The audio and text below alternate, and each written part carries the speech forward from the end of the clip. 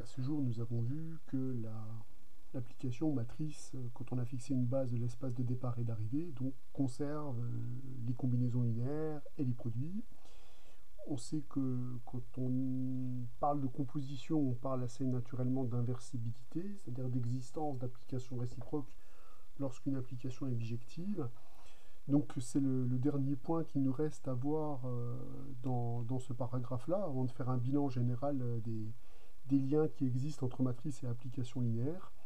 On va regarder la matrice d'un isomorphisme ou d'un automorphisme, voir si cette matrice-là ne possède pas des propriétés spéciales.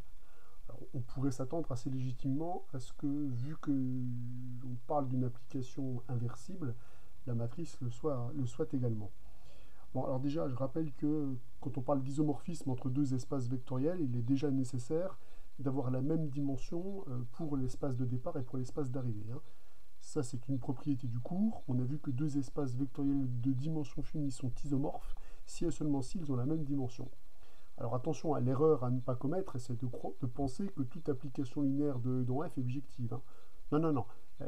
Ce qu'on a démontré, c'est que pour avoir une chance que l'application soit bijective, il est déjà absolument nécessaire que les espaces vectoriels de départ et d'arrivée soient de même dimension. C'est-à-dire qu'on ne peut pas trouver un isomorphisme entre R2 et R3.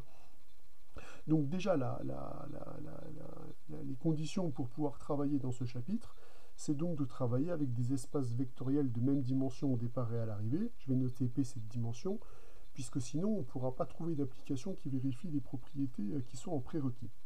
Donc je me donne évidemment une base de E et une base de F. La seule chose, c'est qu'elles ont maintenant le même nombre d'éléments.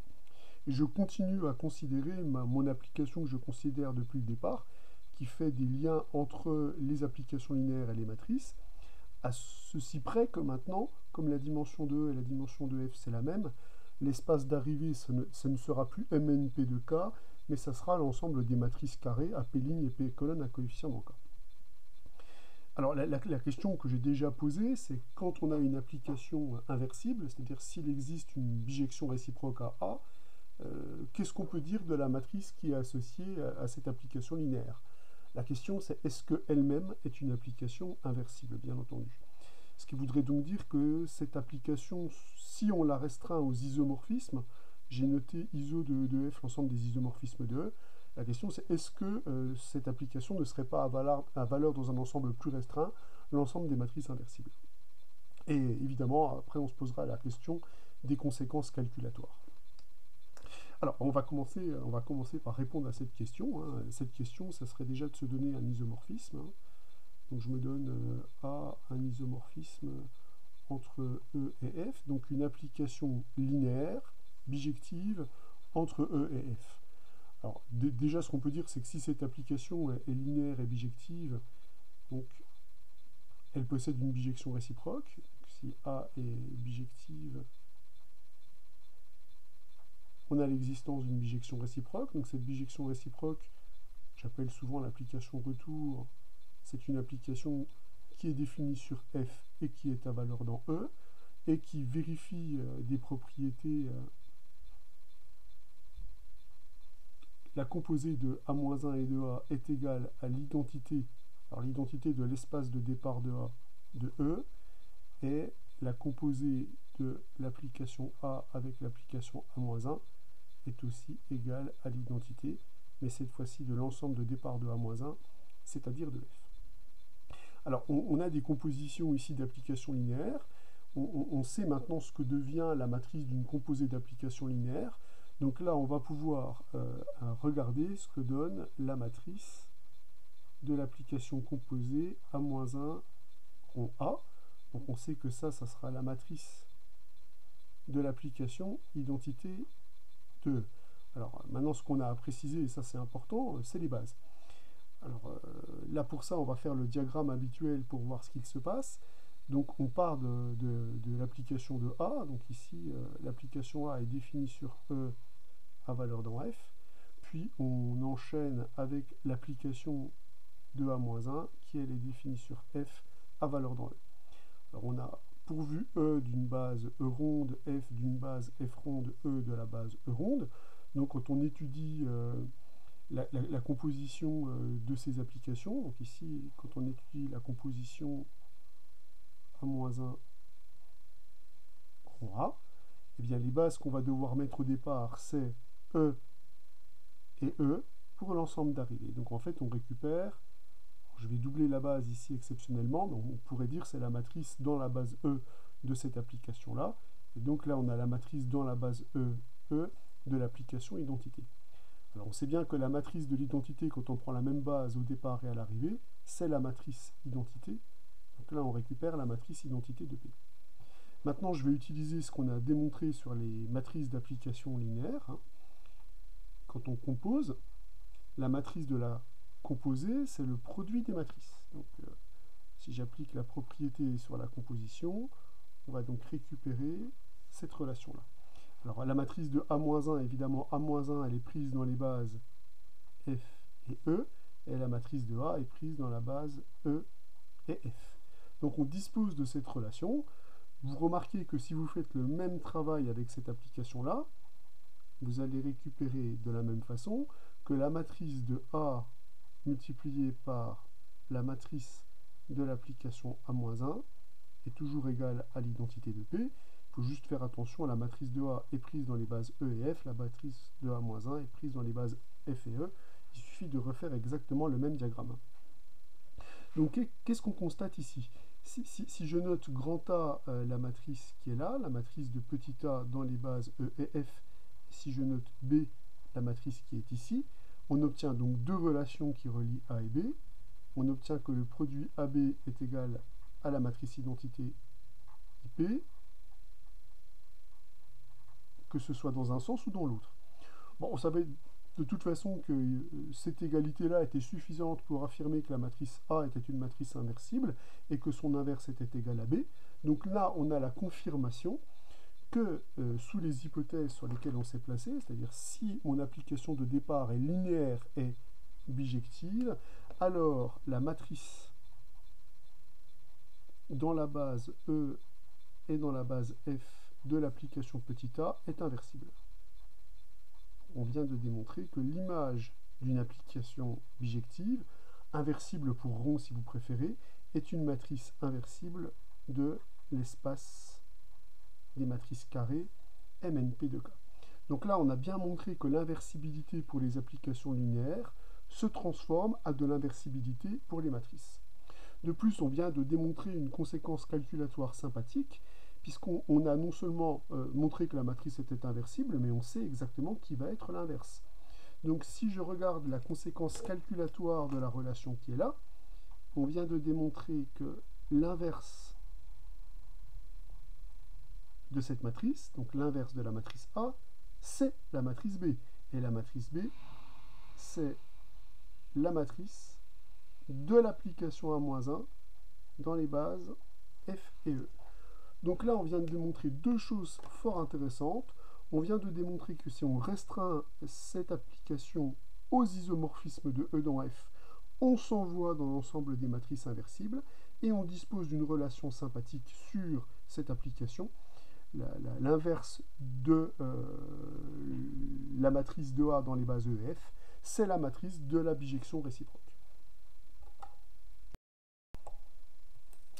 Nous pouvons maintenant citer un théorème, le théorème 15, qui va un peu préciser les choses et on va voir l'élément de précision qui me reste à développer. Vous avez vu que j'ai laissé un blanc ici sur l'ensemble d'arrivée. Donc déjà le timing de l'énoncé du théorème. Donc on se donne déjà deux espaces vectoriels de dimension P, sinon on ne peut pas parler d'isomorphisme entre E et F, puisque la condition d'égalité des dimensions, on l'a vu, est nécessaire. Je me donne deux bases de ces espaces vectoriels, donc respectives, c'est pour dire E ronde est une base de E, F ronde est une base de F. Et donc je vais considérer l'application matrice dans les bases E et F, mais je vais non pas la considérer sur l'ensemble de toutes les applications linéaires de E dans F, mais je vais la restreindre, c'est pour ça que j'ai dit que je vais travailler avec une restriction, je vais la restreindre à l'ensemble des isomorphismes de E dans F. Là, vous pourriez me dire, mais pourquoi vous n'avez pas utilisé le vocabulaire des restrictions? Parce que écrire matrice restreinte à ISO de, ça prend déjà la moitié de la feuille.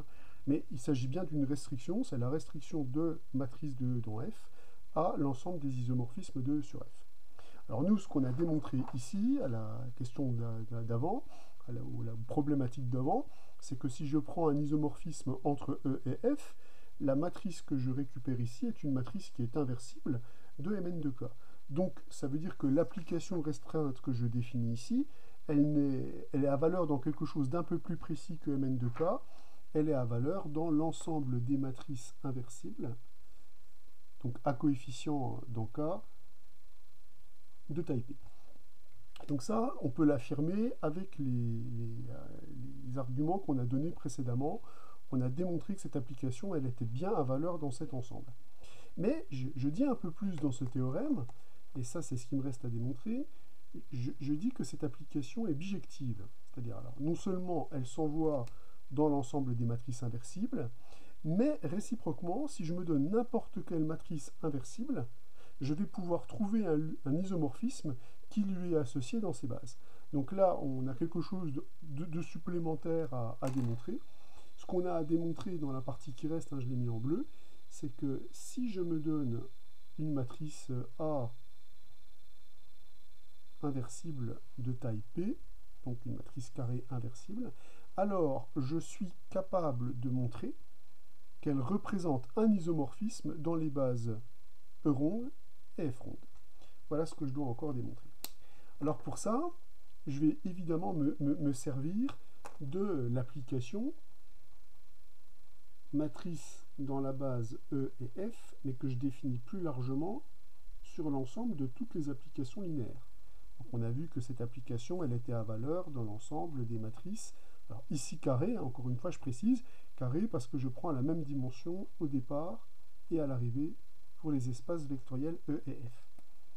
La matrice A, qui est une matrice inversible, la matrice A, elle est évidemment en particulier matrice de MP de K. Donc par cette application-là, l'application qui est définie sur un ensemble plus large, par cette application-là, elle admet un antécédent. Alors attention, un antécédent linéaire de E dans F. Donc je sais qu'il existe. Il est même défini d'ailleurs de façon unique. Donc un unique, ou je devrais dire une unique puisque c'est une application linéaire. Alors je dis un unique parce que je parle d'un antécédent. Hein. Il existe un unique antécédent A qui est une application linéaire de E dans F, donc tel que A est la matrice dans la base E ronde et F de l'application petit a. Donc je suis capable de dire que y a bien un antécédent par cette fonction, parce que cette fonction, on a déjà vu que c'était un isomorphisme entre ces deux espaces vectoriels, donc en particulier une application bijective. Moi, ce qui me reste à démontrer, c'est que si je prends A une matrice inversible, cette application-là, elle est un peu mieux que linéaire de E dans F, c'est un isomorphisme. Donc, reste à montrer, montrons que l'application A qui est définie ici est un isomorphisme entre E et F.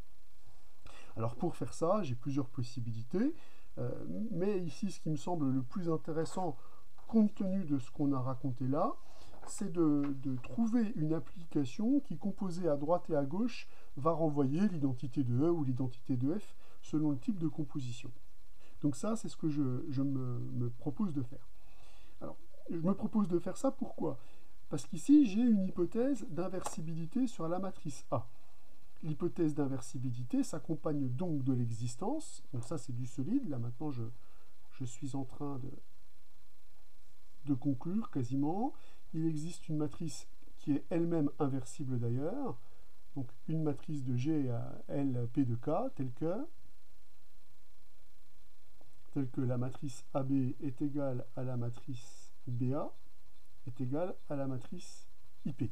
Donc j'ai l'existence d'une telle matrice. Mais cette matrice-là qui est dans GLP de K et qui me donne cette relation-là, ça je pense que je peux lui associer à cette matrice-là une application linéaire qui pourrait être la bijection réciproque de ma fonction. Donc ce que je vais dire, c'est que l'application matrice dans la base F E ronde, attention j'ai permuté les bases, qui est définie sur l'ensemble des applications linéaires définies sur F à valeur dans M P de K, cette application est aussi une application bijective. Je vous rappelle que c'est un isomorphisme entre ces deux ensembles. Or, la matrice B, qui existe, qui est l'inverse de la matrice A, elle admet donc un unique antécédent par cette fonction. Donc il existe un unique B antécédent par cette application, donc tel que B représente une application linéaire que je vais appeler petit b. Alors attention, dans les bases f et e, puisque là je parle d'une application linéaire qui est définie sur f à valeur dans e. Mais du coup, si vous regardez ce que donne cette relation-là, la relation qui est ici, si je la vois matriciellement, j'ai dit que A, c'était la matrice dans la base E et F d'une application petit a. B, c'est la matrice dans les bases F et E d'une application petit b. Et ça, c'est ce que j'obtiens en calculant AB, et je peux faire le même calcul avec BA, vous l'avez noté. Donc, je peux écrire ces relations-là tout simplement. Donc ici, je vais avoir la matrice de EF de A, et ça, c'est l'identité.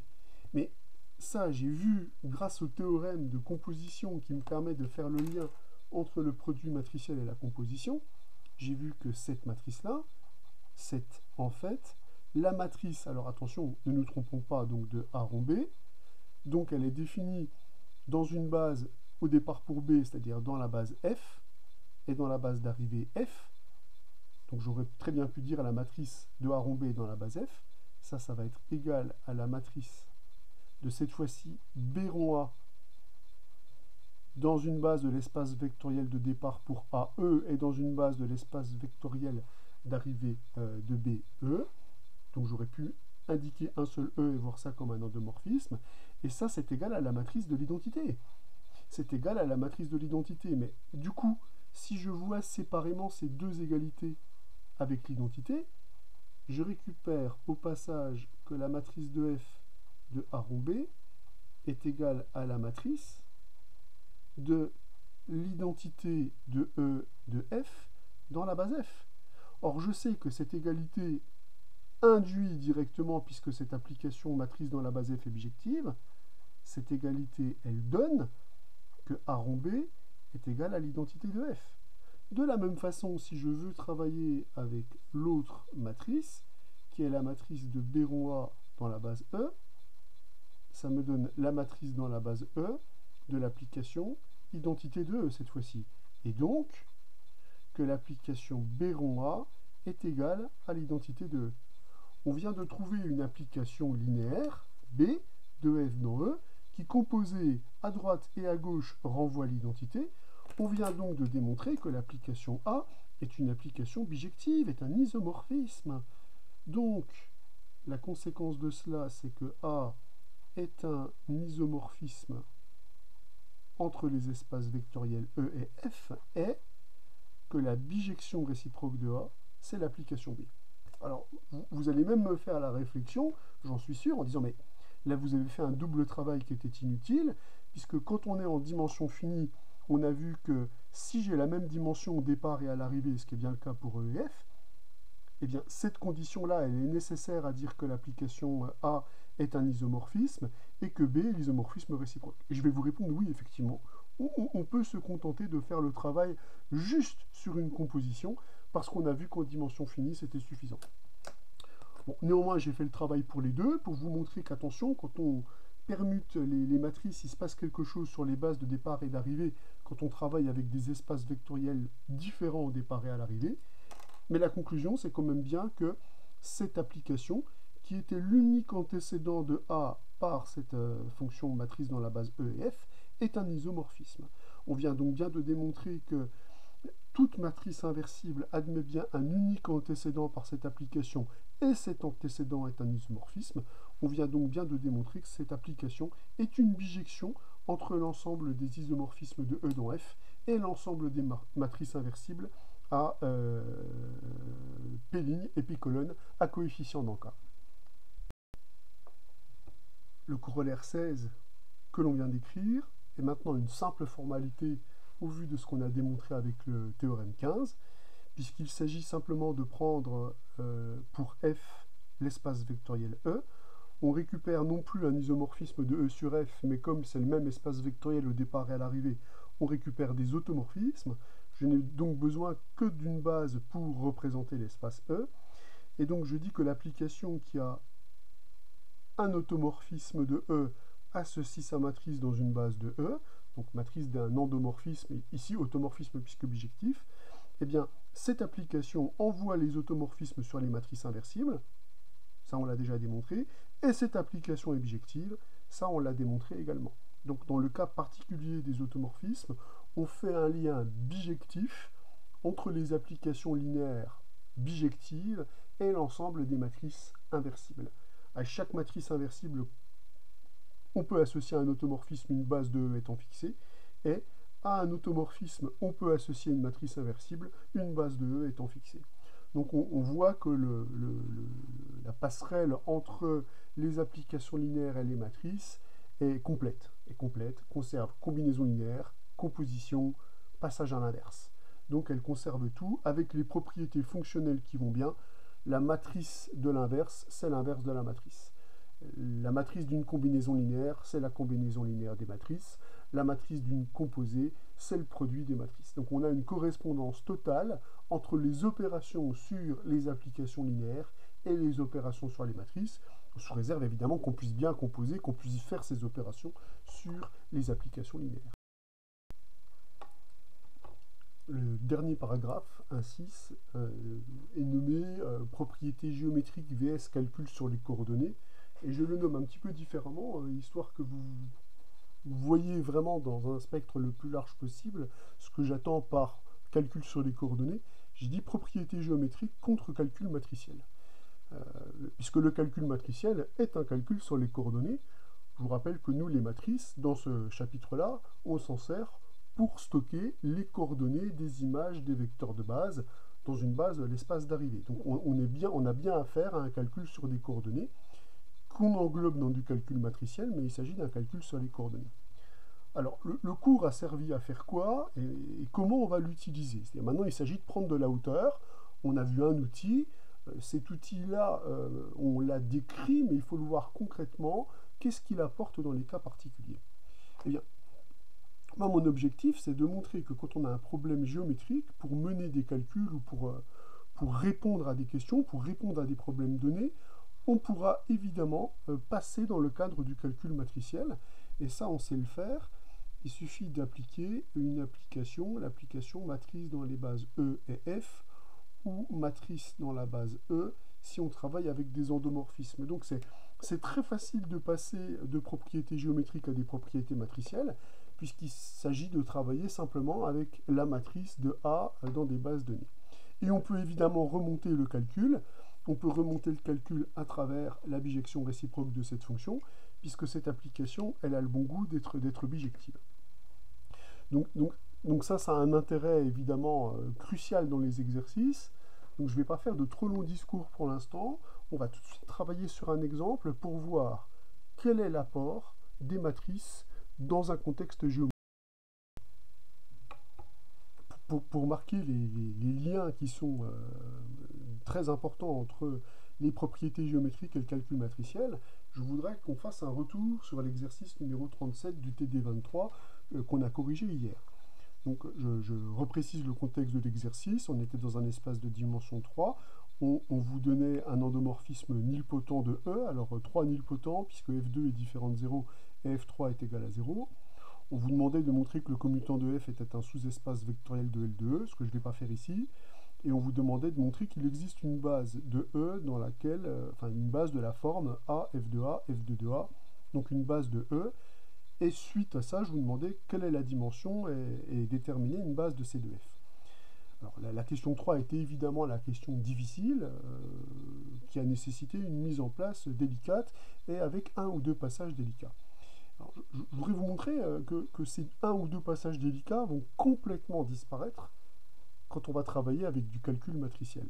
Et que finalement la clé résidera dans la question 2, où il est question de trouver quelque part la bonne base.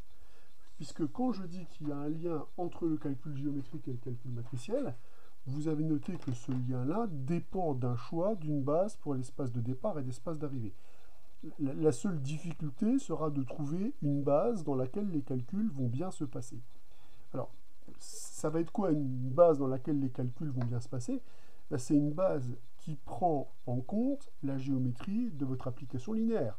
Vous voyez, pour un projecteur, on va se placer dans une base adaptée aux sous-espaces vectoriels caractéristiques, qui sont supplémentaires de E. Même chose pour une symétrie vectorielle. Et bien, pour un endomorphisme nilpotent, la base dans laquelle on va travailler, c'est la fameuse base B que l'on écrit sous la forme A, F de A, F de 2A. Donc là, on a démontré, je ne vais pas refaire la démonstration, que ceci est une base de E lorsque on a vu une condition suffisante pour que ça fonctionne, qui est d'ailleurs nécessaire aussi, c'est que F de 2A est un vecteur qui a une image, enfin FA est un vecteur qui a une image non nulle par l'application F2, ce qui est bien possible étant donné que l'application F2 n'est pas l'application identiquement nulle. Donc là, on va voir que cette base-là, c'est la base dans laquelle on va pouvoir travailler de façon très efficace. Alors, je m'explique sur le très efficace. Cette base sera une bonne base, une base efficace, si la matrice de notre application dans cette base est évidemment simple. Alors là, on va voir justement ce qu'on appelle simple. Moi, le critère de beauté que j'avais donné à l'époque, vous vous rappelez, c'était de dire que la matrice doit comporter beaucoup de 0 et de 1, et si c'est une matrice qui a une structure particulière, triangulaire, diagonale, c'était vraiment le top du top. Si j'applique donc les règles de remplissage de ma matrice dans une base, donc là je sais que je vais décomposer les vecteurs dans la base A, F de A, F de 2A, et en colonne je vais regarder l'image par F de ces vecteurs de base. Donc je dois décomposer le vecteur F de A, je dois décomposer le vecteur F de 2A, et je dois décomposer le vecteur F3 de A. Pour F de A, bah, ces coordonnées dans cette base-là, ça sera forcément 0, 1, 0. Pour F2 de A, ça sera 0, 0, 1, puisque la décomposition fonctionne, et comme on sait que cette famille est une base, elle est unique. Et F3 de A est nulle, puisque l'application F3 est l'application nulle. Donc là, on voit qu'on a une base qui est hyper sympathique parce qu'on travaille avec une matrice qui va comporter beaucoup de 0 et de 1, on est d'accord, et qui est triangulaire inférieure. Donc elle a des propriétés en plus vis-à-vis du produit matriciel. Donc déjà, ça permet clairement, mais alors clairement de dire que cette famille B, cette base B, c'est une bonne base. Alors évidemment, c'est très subjectif de dire une bonne base, mais là,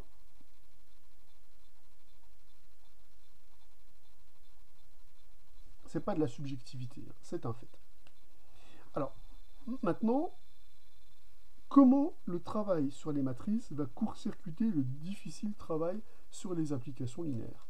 Eh bien, on va simplement traduire, vous allez voir. Je prends G dans le commutant de F. Donc là, je suis idiot, je devrais faire un code couleur. Je prends G dans le commutant de F. Je vais mettre en bleu les propriétés géométriques et après on va passer dans l'ensemble des matrices et on va regarder comment ça se passe. Alors déjà j'écris la définition. G est dans le commutant de F, c'est déjà dire que G est un endomorphisme de E. Ah tiens, je vais le racheter en virant ce truc-là et en le remplaçant par endomorphisme de E. Donc je me donne un endomorphisme de E et je regarde à quelles conditions il est dans le commutant de mon application linéaire. Donc on fixe un endomorphisme de E, donc soit j'ai un endomorphisme de E, et je regarde à quelles conditions nécessaires il est dans le commutant de F. Cette application est dans le commutant de F si et seulement si elle commute avec F. Donc là, j'ai un travail dans L de E avec des applications linéaires. Moi, pour pouvoir passer dans les matrices, je vais justement appliquer l'application matrice dans la base B, cette base-là, à cette égalité. Alors, ça y est, je passe dans le monde des matrices. En disant, là, j'applique à ça la matrice dans la base B à cette relation.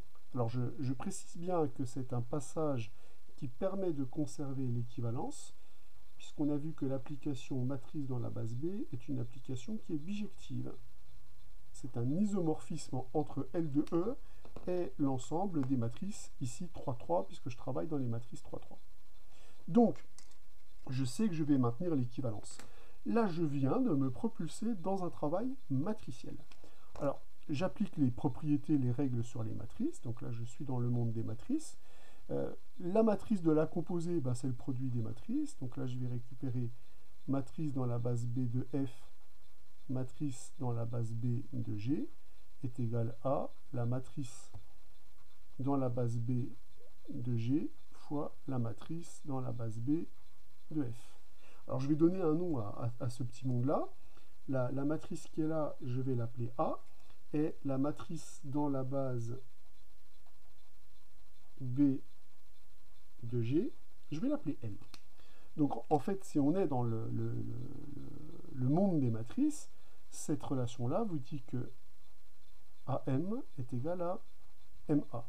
Alors si on appuie sur pause quelque part, on vient de voir que G est dans le commutant de F si et seulement si la matrice A et la matrice M, elles commutent. C'est-à-dire la matrice de G commute avec la matrice de F. Donc commuter dans les applications linéaires, c'est commuter dans les matrices.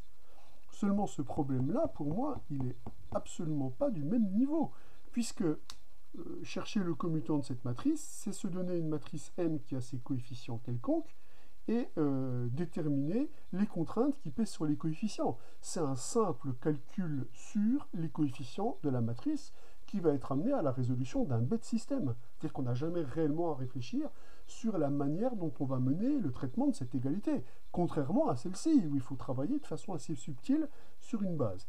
Donc là, je vais vous laisser chercher l'ensemble des matrices qui commutent avec A, et puis on va analyser le résultat qu'on va obtenir. À vous de jouer. Un calcul que nous avons déjà fait des milliards de fois, un calcul de commutant, montre la chose suivante. Donc je suis ramené, on l'a dit, à chercher les matrices M de M3 de R qui commutent avec A. Je prends donc une matrice quelconque de M3 de R, et je regarde à quelles conditions cette matrice commute avec A. On calcule donc le produit AM, le produit MA, et on regarde à quelles conditions ces matrices sont égales. On voit qu'il y a des contraintes sur les coefficients B, C, H. Une contrainte forte, c'est que ces coefficients sont nuls, et on récupère des égalités qui se réduisent à ces trois égalités-là. On constate donc, en reportant les contraintes, que les coefficients au-dessus de la diagonale de la matrice M sont nuls, que les coefficients diagonaux sont égaux, que les coefficients sous-diagonaux sont égaux, et qu'il n'y a pas de contrainte sur I, donc I est un élément quelconque. On vient donc de déterminer que le commutant de A, c'est l'ensemble des combinaisons linéaires de ces matrices-là. Vous voyez, là, on a les scalaires qui interviennent dans la combinaison linéaire, les trois scalaires différents qui interviennent dans cette combinaison linéaire, qu'on isole évidemment ici, et on regarde les matrices qui sont accrochées aux différents vecteurs. Donc on récupère la matrice identité pour A, la matrice A pour le terme qui est accroché à D, on retrouve cette matrice-là, et pour la matrice I, on retrouve la matrice qui a juste un 1 ici, et on constate assez facilement que cette matrice qu'on obtient là, c'est le carré de cette matrice-là. Ça, c'est pas très compliqué à voir, vu le passé qu'on a déjà sur les matrices.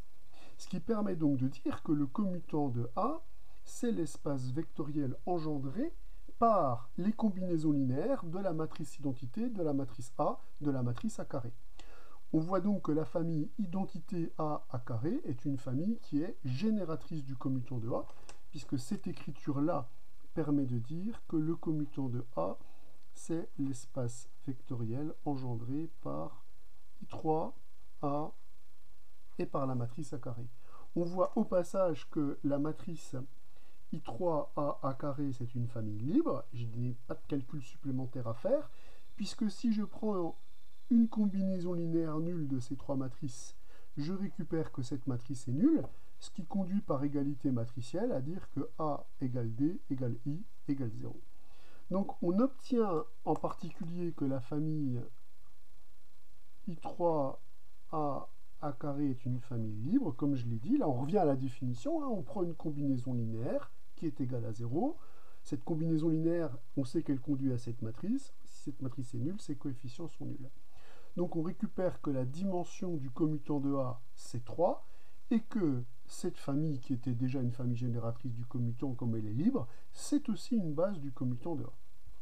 Bien, maintenant, on va exploiter ce travail qui est fort simple, la résolution d'un système qui est quand même pas immensément difficile. On va reproduire le travail qui est ici. Donc là, je continue encore un peu à travailler dans mes matrices. Ça me permet de dire que la matrice M, donc qu'il existe des scalaires A, D, I appartenant à R, tels que la matrice M s'écrivait comme A, I3 plus D, A plus I à carré. Et on sait bien que cette famille-là est une base, hein, donc là, il n'y a pas de lézard. Et maintenant, je vais repasser dans le monde des propriétés géométriques en remontant cette propriété. C'est-à-dire que cette matrice M, elle représente quoi? Cette matrice M, elle représente la matrice dans la base B de l'application G. Or, cette matrice, elle est égale à quoi? Elle est égale à A fois la matrice de l'identité. Alors ici, c'est l'identité de E dans la base B, plus D fois la matrice dans la base B de l'application petit a, plus I fois la matrice dans la base B de l'application A carré. Là, je repasse dans le monde des matrices. Mais on sait que la combinaison linéaire de ces matrices, c'est la matrice de la combinaison linéaire. Donc, je vais récupérer que la matrice dans la base B de G, c'est la matrice dans la base B de la combinaison linéaire de A. Alors, c'est F ici, c'est pas A. De l'identité de F et de F2. Donc, comme l'application matrice dans la base B est bijective, là j'utilise le sens retour, je récupère donc que G est de la forme A, identité de E, plus D fois F, plus I fois F carré, où A, D et I sont des paramètres qui sont ici. Moralité, qu'est-ce que j'en déduis? J'en déduis que être dans le commutant de F, donc G est dans le commutant de F, si et seulement si il existe des scalaires A, I, D réels, tels que j'ai cette combinaison-là. On vient donc de démontrer que le commutant de F est donc l'espace vectoriel engendré par identité de E, F, F2. Je peux même dire que cette famille est une famille libre, puisque c'est l'image d'une famille libre par une application linéaire bijective. Et on sait que la bijectivité conserve la liberté. Comme cette famille-là est également génératrice du commutant de F, c'est une base du commutant de F.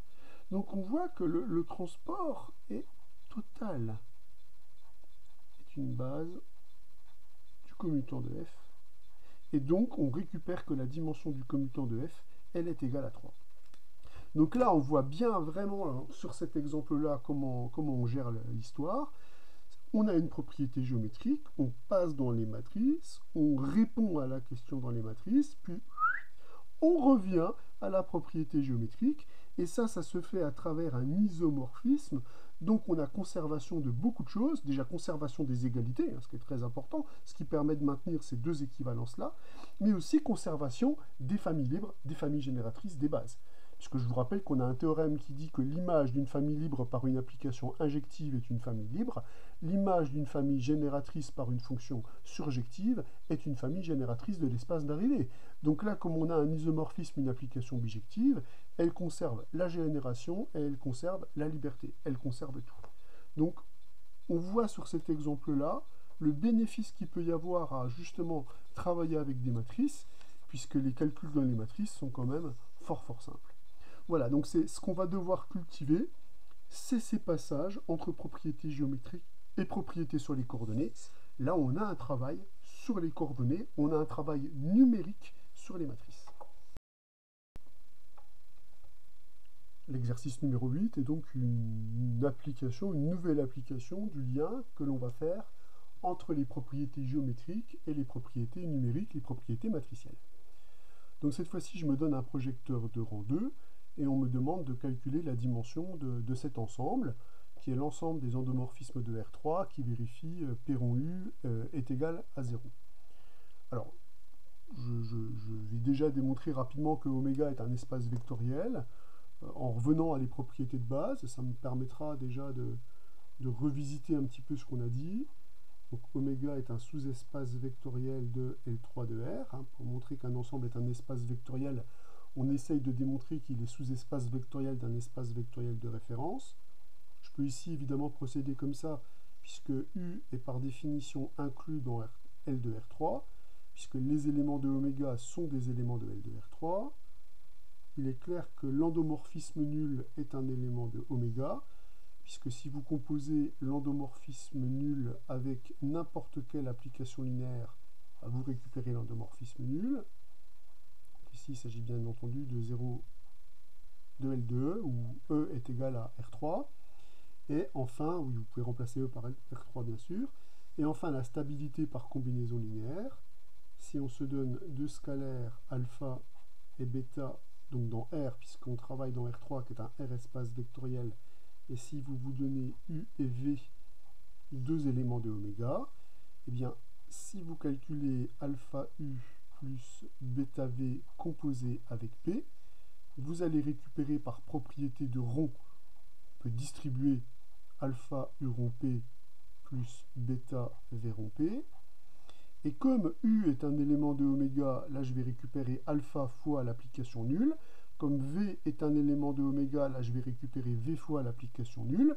Je récupère alpha fois l'application nulle plus bêta fois l'application nulle. Je récupère donc bien l'application nulle de R3, ce qui permet de dire que oméga est un sous-espace vectoriel de L de R3. Donc on sait déjà que oméga est un sous-espace vectoriel de dimension finie, puisqu'on sait que la dimension de L de R3 est de dimension 9. Donc oméga est un espace vectoriel de dimension déjà inférieure ou égale à 9. Ça, c'est déjà le premier point. Bon, maintenant, je voudrais vraiment qu'on détermine la dimension de cet espace vectoriel en utilisant les principes géométriques calcul matriciel. Donc pour ça, je vais procéder de la même façon que tout à l'heure. Je vais déjà me donner un élément qui appartient à l'espace vectoriel ambiant dans lequel on se place. Et on va tout de suite regarder à quelles conditions nécessaires et suffisantes cet élément U est un élément de oméga. Donc déjà, on va écrire la définition. La définition, ça va être cet élément U est dans oméga si et seulement si l'application U rond P est l'application nulle. Alors, c'est l'application nulle de R3, c'est le 0 de L de R3. Je ne l'écris plus parce que pour moi, ça n'a plus de sens de l'écrire dans le sens où ça, c'est un endomorphisme de R3, donc ça, c'est une égalité de L de R3, donc ça, c'est la fonction nulle de L de R3. Il n'y a qu'une fonction nulle dans l'ensemble des endomorphismes de R3. Donc la discussion, elle coupe court. Et je voudrais traduire maintenant cette égalité-là efficacement. On va dire, il suffit de prendre la matrice de cette application linéaire, comme ça, tu transfères directement dans l'ensemble des matrices. Bah oui, évidemment. C'est parti. Je dis la matrice dans une base B de R3 de U rond P, est égale à 0. Alors ici, ce 0, c'est la matrice nulle des matrices 3, 3, hein, puisque maintenant j'ai une égalité dans l'ensemble des matrices. Donc là, on se plonge dans l'ensemble des matrices. La question, puisque je vais avoir le choix, c'est comment choisir cette fameuse base B. Cette base B, je dois la choisir de sorte à ce que, quand j'écris la propriété relative à la composition, j'obtiens le produit de ces matrices. Sur qui j'ai des renseignements? J'ai des renseignements... Ah, la géométrie reprend ses droits. C'est un projecteur.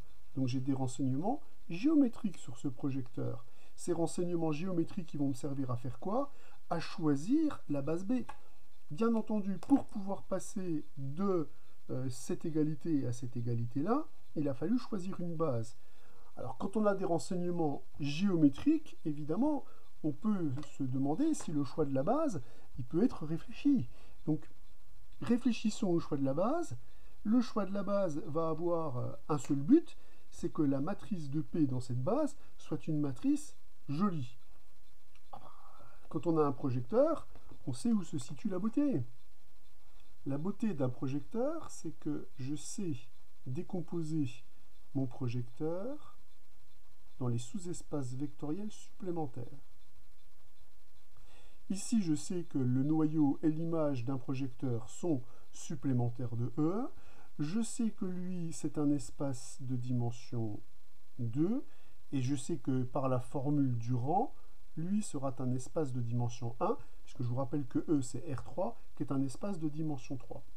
On sait que quand on a deux sous-espaces vectoriels supplémentaires, en prenant une base epsilon 1, epsilon 2 de l'image et une base epsilon 3 du noyau, on récupère une base de R3 qui s'appelle base adaptée à la somme directe.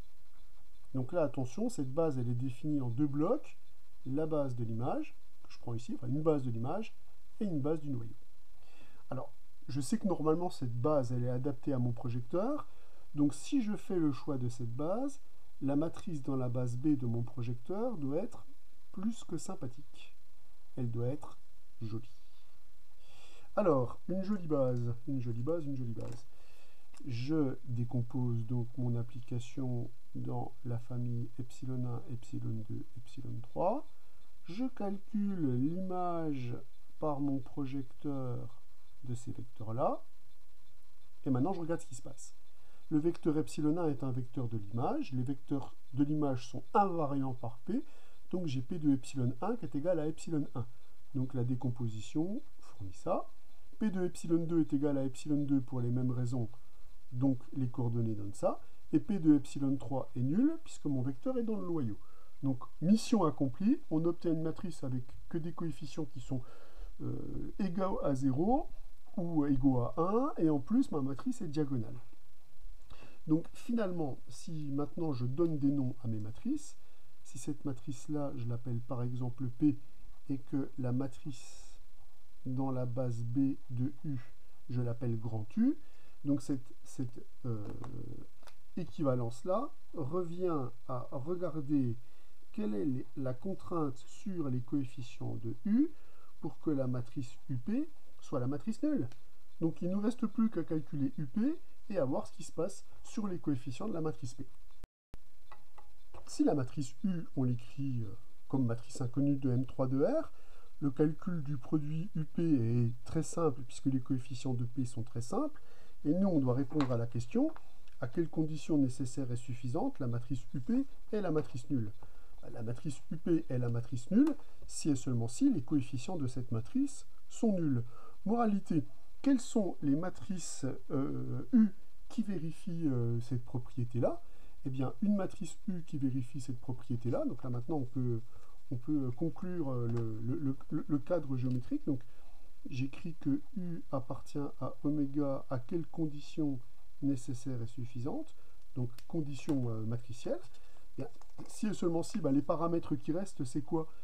On a dit que tous les coefficients des deux premières, donc ici des deux premières colonnes de la matrice U sont nuls. Donc si et seulement si il existe C, F, I appartenant à R, tel que la matrice U va s'écrire sous la forme que des zéros sur les deux premières parties et des coefficients libres sur la dernière colonne. On vient donc de montrer que U est dans oméga si et seulement si l'application petit u appartient à oméga, si et seulement si la matrice qui le représente, ah oui c'est un grand U en fait, hein, la matrice grand U qui le représente s'écrit sous cette forme-là, c'est-à-dire est combinaison linéaire de ces trois matrices. Donc en fait, ce qu'on vient de faire là, on vient de créer un isomorphisme entre l'espace vectoriel oméga et un espace vectoriel plus simple. Je m'explique ici. Si je continue mon équivalence, ça veut dire quoi? Ça veut dire qu'il existe CFI appartenant à R, tel que U va s'écrire sous la forme C fois la matrice E1, 3, plus F fois la matrice E2, 3, plus I fois la matrice E3, 3. C'est-à-dire, concrètement, c'est donc équivalent à dire que la matrice grand U, c'est-à-dire la matrice de mon application petit u dans la base B, est dans l'espace vectoriel engendré par E1, 3, E2, 3 et donc de créer un isomorphisme entre l'ensemble oméga et cet espace vectoriel-là. Cette équivalence-là nous annonce que, c'est là-dessus qu'on va conclure, que l'application matrice dans la base B qui est ici, si je restreins cette application à oméga et si je l'envoie dans l'ensemble vect de E1, 3, E2, 3, E3, 3, eh bien cette application-là est un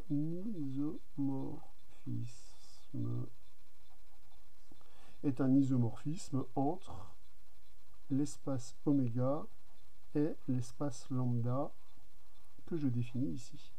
Moralité, comme on vient de définir un isomorphisme entre ces deux espaces vectoriels, on en déduit que la dimension de oméga est égale à la dimension de lambda. Seulement, l'ensemble lambda est un ensemble dont la dimension est facile à déterminer, puisqu'on a déjà une famille génératrice de cet ensemble, donc on sait que, a priori, la dimension sera plus petite que 3, mais cette famille, elle est clairement libre, puisque c'est une sous-famille d'une base de l'ensemble des matrices 3, 3. Donc, la dimension de cet espace vectoriel, c'est 3. Donc, on voit ici, encore une fois, que le choix de la base a été déterminant pour que les calculs se passent bien, et pour prendre en compte, évidemment, les propriétés géométriques, c'est-à-dire qu'à un moment donné, pour passer de la propriété géométrique à la propriété numérique, il va falloir choisir une base de manière adaptée, et c'est là que les propriétés géométriques vont faire leur effet. Et donc la base, elle ne doit pas être choisie arbitrairement, elle doit être choisie compte tenu du contexte. Terminons la séance d'aujourd'hui sur l'exercice numéro 9, qui est un exercice matriciel où on se donne deux matrices quelconques, a priori, de M32 de R et de M23 de R, qui vérifient cette égalité-là, et on nous demande de calculer la matrice BA. Voilà. Alors, on peut mettre ce petit problème en équation pour voir de quoi ça a l'air. Ça a l'air d'être une petite résolution matricielle, une petite résolution de système bien innocente. Pour faciliter la mise en place, je me suis permis d'écrire, de poser le problème moi-même, sans que vous voyez l'écriture vous-même qui n'apporte pas grand-chose. Je me donne donc une matrice de M3,2, une matrice de M2,3, et je me dis, bon, ben, ce que je dois savoir, c'est à quelles conditions leur produit est égal à cette matrice-là.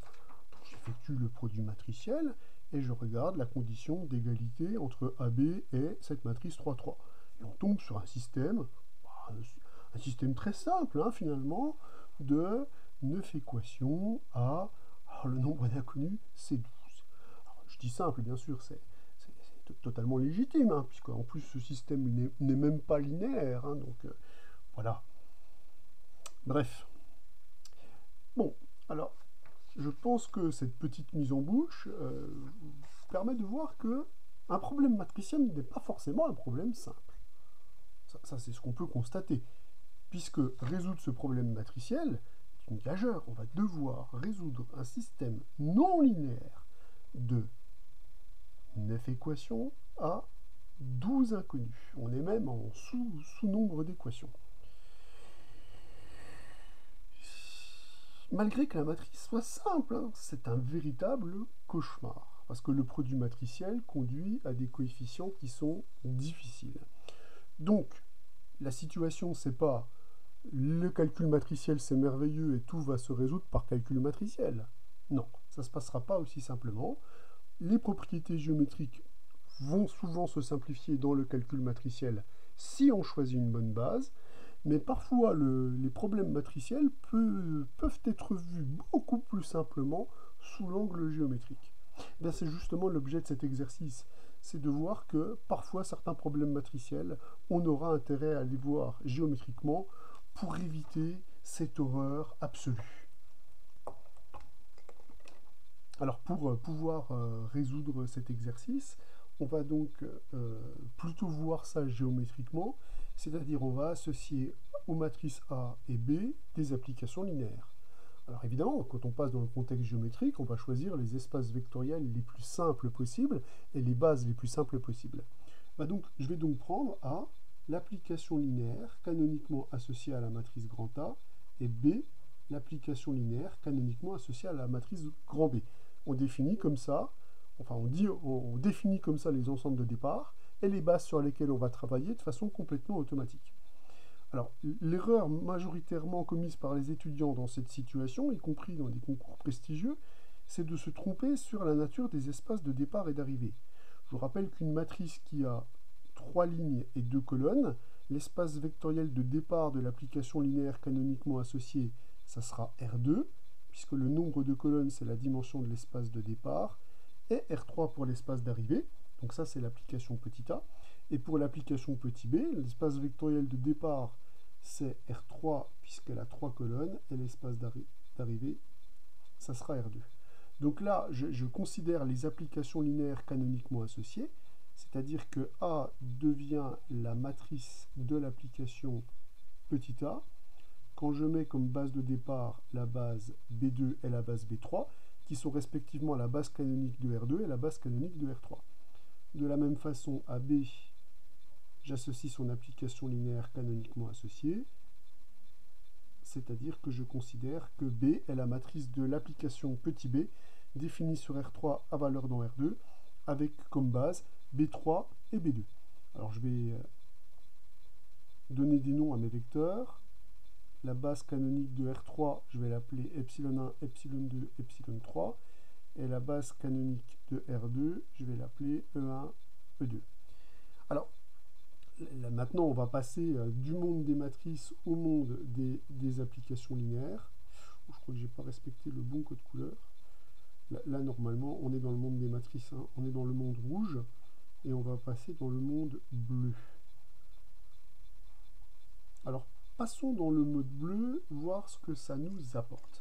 Alors, dans le monde bleu, cette égalité-là, ça serait l'égalité de A rho B est égal à une application linéaire, au passage qui, vous reconnaissez la matrice d'un projecteur, puisque le carré de cette matrice est égal à la matrice identité. Donc voilà ce que ça me donne. Mais je vais aller un petit peu plus loin, puisque la matrice A rond B, je peux comprendre ce qui se passe sur l'image des vecteurs de base. Donc là, je vais faire ce que je fais habituellement dans cette situation. Quand je veux voir ça comme la matrice d'une application linéaire, ce que je fais, c'est que je fais le code couleur. Donc mon code couleur, c'est quoi? L'espace vectoriel de départ ici, c'est celui de B, c'est donc R3. Donc on va regarder ce qu'il se passe pour l'image des vecteurs de la base de R3. Donc là, en fait, je vais avoir A rond B de epsilon 1, A rond B de epsilon 2, A rond B de epsilon 3, décomposé dans l'ensemble d'arrivées de A, epsilon 1, epsilon 2, epsilon 3. Donc plutôt que d'écrire ça, qui ne me semble pas d'un secours phénoménal, moi ce que je vais plutôt écrire, c'est quels sont les renseignements qui sont livrés par cette égalité. Ces renseignements géométriques, c'est des renseignements sur l'image d'une base. Donc ce que je vais récupérer, c'est que A rond B de epsilon 1 est égal à 0, que A rond B de epsilon 2 est égal à epsilon 2, et que A rond B de epsilon 3 est égal à epsilon 3, puisqu'on a les coordonnées des images de ces vecteurs dans la base. Alors, là, j'ai traduit géométriquement, avec mes applications linéaires canoniquement associées, cette égalité matricielle. Cette égalité matricielle, c'est cette égalité-là. Et c'est bien équivalent, puisque si j'ai ça, j'ai la matrice de mon application linéaire dans une base de données. Donc on est bien dans le même cadre, on a juste traduit ses propriétés. Bon, alors maintenant, on va se concentrer plus proprement sur ce qu'on doit montrer. On doit calculer la matrice BA. BA, c'est la matrice de quoi? BA, c'est la matrice de B rond A. Donc l'objectif à atteindre, c'est quoi? L'objectif, c'est de calculer la matrice BA. C'est-à-dire l'objectif, c'est de calculer, si je passe dans le monde de la géométrie, B rond A. Alors, B rond A, pour pouvoir l'identifier proprement, il faudrait que je regarde quel est son espace vectoriel de départ, etc. L'espace vectoriel de départ, c'est R2, l'espace vectoriel de A. On s'en va dans R3 par l'application A, puis on revient dans R2 par l'application B. Donc en fait, B rond A est un endomorphisme de R2. Tiens, un endomorphisme de R2, pour le connaître, suffit que je le connaisse sur une base de R2. Donc il suffit de le connaître sur deux vecteurs. Donc l'objectif est d'être capable de déterminer B rond A sur deux vecteurs. Pour ça, maintenant que je sais ce que je dois faire, déterminer B rond A sur deux vecteurs d'une base, linéairement indépendant tout de même, je vais regarder ce que je sais. Et ce que je sais va prendre toute sa puissance compte tenu de ce que je veux calculer. Moi, je veux des renseignements sur B rond A, et là j'ai du A rond B. Je veux du B rond A, et là j'ai du A rond B. Je veux du B rond A, et là j'ai du A rond B. Pour avoir du B ici, il suffit d'appliquer B. Qu'est-ce qui se passe? Si j'applique B à cette relation, je vais récupérer que B rond A rond B de epsilon 1 est égal à 0. Je vais récupérer que B rond A rond B de epsilon 2 est égal à B de epsilon 2. Et je vais récupérer que B rond A rond B de epsilon 3 est égal à B de epsilon 3. Donc je récupère cette égalité-là. Cette égalité ici, elle me semble drôlement intéressante, puisqu'en fait, qu'est-ce que j'ai ici? J'ai B rond A de B de epsilon 2 qui est égal à B de epsilon 2. C'est-à-dire cette application, elle est invariante sur le vecteur B de epsilon 2. Et B rond A de B de epsilon 3 est égal à B de epsilon 3. Donc mon application, elle est invariante sur ces deux vecteurs-là. Et si ces deux vecteurs-là forment une famille libre, j'aurais déterminé B rond A sur une base, et B rond A sur une base, elle a l'air de coïncider avec l'application, l'identité, puisqu'elle ne bouge pas.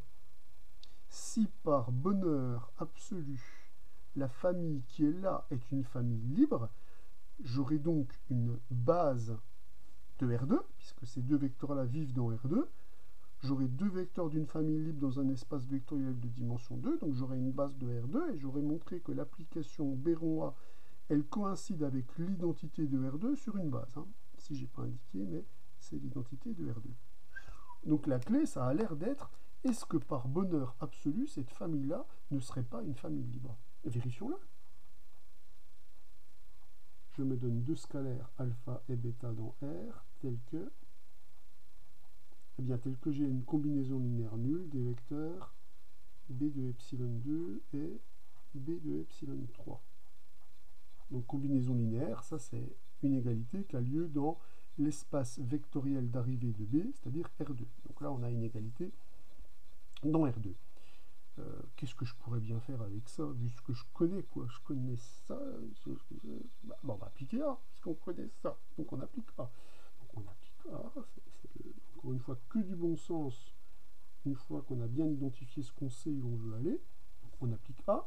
A est une application linéaire, donc je vais récupérer alpha A rond B de epsilon 2 plus bêta A rond B de epsilon 3 est égal à A du vecteur nul de R2. A du vecteur nul de R2, c'est le vecteur nul de R3. Et seulement ces deux vecteurs-là, on les connaît bien. Je récupère bêta de epsilon 2 plus gamma de epsilon 3 est égal à 0. 0, c'est le vecteur nul ici de R3, puisque cette égalité, maintenant, elle vit dans R3. Mais ça me donne directement que alpha et bêta sont nuls, puisque cette famille-là, c'est une base de R3. Donc les vecteurs que j'extrais ici, epsilon 2 et epsilon 3, forment une famille qui est clairement libre. Donc cette famille, elle est évidemment libre, puisque ça, c'est la base canonique de R3. Quand on extrait quelques vecteurs d'une base, on obtient une famille qui reste libre. Donc, on va récupérer que alpha et bêta sont nécessairement nuls. Bilan. La famille B de epsilon 2, B de epsilon 3. Cette famille-là, c'est une famille libre de vecteurs de R2. C'est une famille libre qui a deux vecteurs dans un espace de dimension 2. Donc comme le nombre de vecteurs de cette famille, c'est 2, et que ça c'est la dimension de R2, et qui vivent dans R2, Cette famille-là est une base de R2. Moralité, qu'est-ce qu'on vient de démontrer? On vient de démontrer que l'application Béron A et l'application identité coïncident sur une base de R2.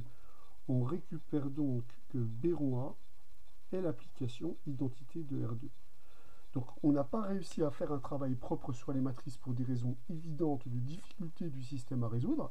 Par contre, vous avez vu que là, en quelques lignes, on a été capable de récupérer cette information-là. Ah, vous allez me dire, mais est-ce que c'est gagné? L'objectif, c'est de calculer cette matrice-là.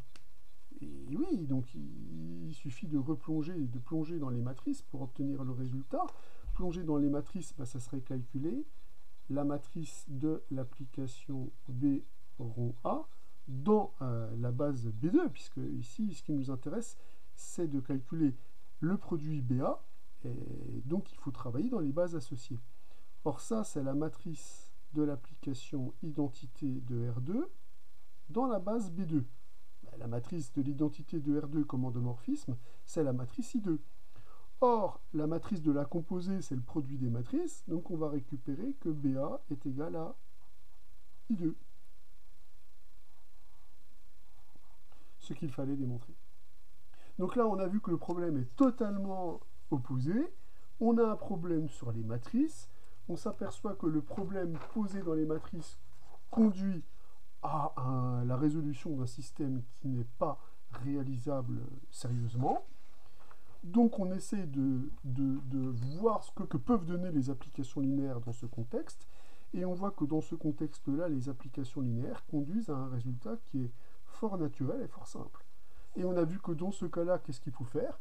Il faut être capable d'associer naturellement à une matrice une application linéaire.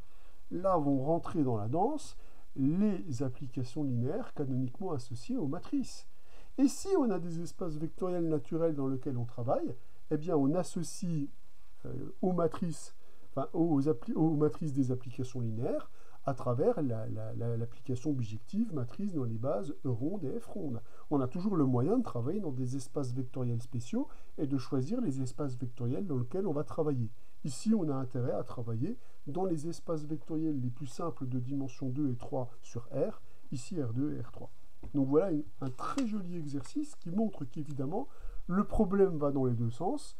Un problème matriciel peut se résoudre plus facilement en travaillant avec les applications linéaires, et un travail sur les applications linéaires peut se résoudre plus simplement sur les matrices. Il faudra donc avoir l'œil attentif à qui fait quoi et où se résolvent facilement certains problèmes. Cette séquence s'achève, c'est la fin du cours de ce jour. Je vous demande d'avoir un œil particulier sur le dernier paragraphe 1.6 qui fait le lien entre les propriétés géométriques et le calcul sur les coordonnées. Bien travailler les exercices qui s'y rapportent pour voir comment se mettent en action les différentes propriétés qu'on a vues sur les matrices d'application linéaire. Cette fameuse application matrice dans des bases qui permet de passer de propriétés géométriques à des propriétés numériques et réciproquement. Donc là, c'est vraiment la mise en application de toutes les propriétés et de tous les concepts qu'on a introduits depuis le début du cours. Donc, à travailler avec la plus grande attention. Bon week-end!